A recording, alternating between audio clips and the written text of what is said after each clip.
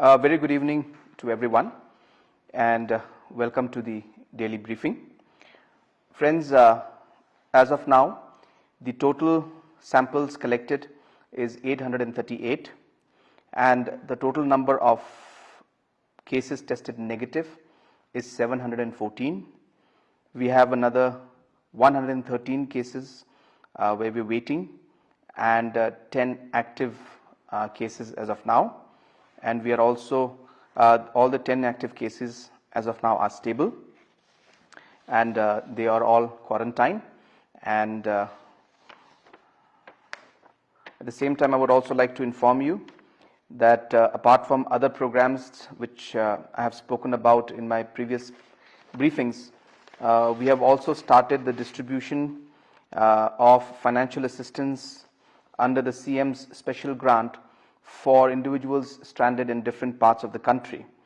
For this purpose, we are categorizing, and there are different categories of workers, students, professionals and others, and therefore we have selected the workers group first, and as we speak, the money for supporting them, that is a lump sum amount of 3,000 rupees, is being given to 1,617 people stranded in different parts of the country, and we will continue this process, and other categories also of students and professionals also will be ultimately given the money under the Chief Minister's special grant.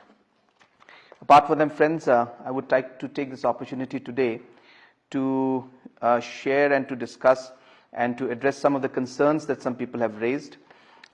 Number one, of course, people have talked about the ambulances and that some of the ambulances are not in good condition. We are very aware of it, and that's the reason why we decided that we will be giving the money of the Chief Minister's Relief Fund for procurement of 25 ambulances. Apart from that, some people have also raised concern about the drivers who are delivering the different essential commodities. Are they being screened and tested? Yes, friends, to inform you, we are doing that. We are screening them, we are testing them, and we are also disinfecting the trucks and the vehicles that are coming in. And that is also one of the reasons why sometimes there is delay in the transportation of products, because these processes and protocols have to be followed. Friends, also I would like to request our locality headmen and also the parents and elders in the house that 2-3 things I think is very important we need to do as a society.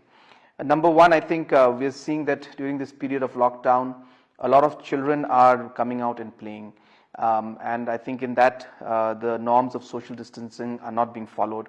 So I would urge if these kind of activities could be monitored and could somehow be controlled, and social distancing could be maintained.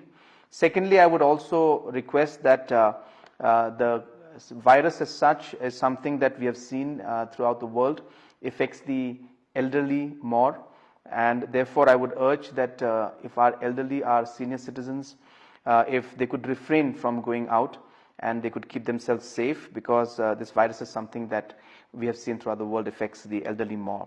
So I would urge our elderly and our senior citizens to refrain from going out as far as possible. There have also been some suggestions coming in that we can have some of the notifications and the information that is related regarding COVID and regarding government programs in different languages, especially in Khasi, Garo and Hindi. And we are making arrangements for that, and we are also getting professionals, medical professionals on board now to give medical advice to our people in different languages. Friends, there has also been concern raised about the body management protocol. We have already prepared that body management protocol, and it's being, in fact, is already been circulated, and a conference of the DCs was held through video conferencing. They have all been sensitized about it, and all of them are in the process of implementing it.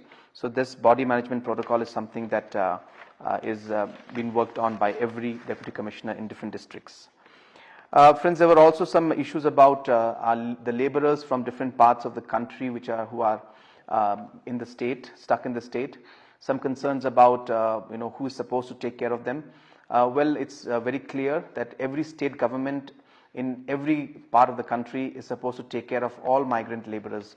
So like it's being done in other parts of the state, of the country, even the Meghalaya government has been supporting and taking care and providing shelter to all migrant laborers who have come here from different parts of the country.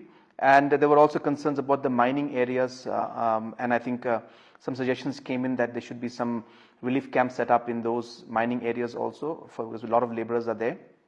Friends, that also has been done in most of the mining areas.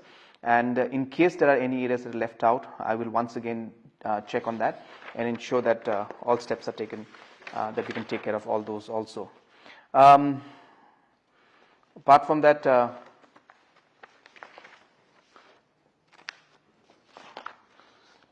different suggestions have come from different parts of the state, and I cannot go through all of them, but I thank all of you who have sent those positive suggestions, and will be definitely taking all those into consideration.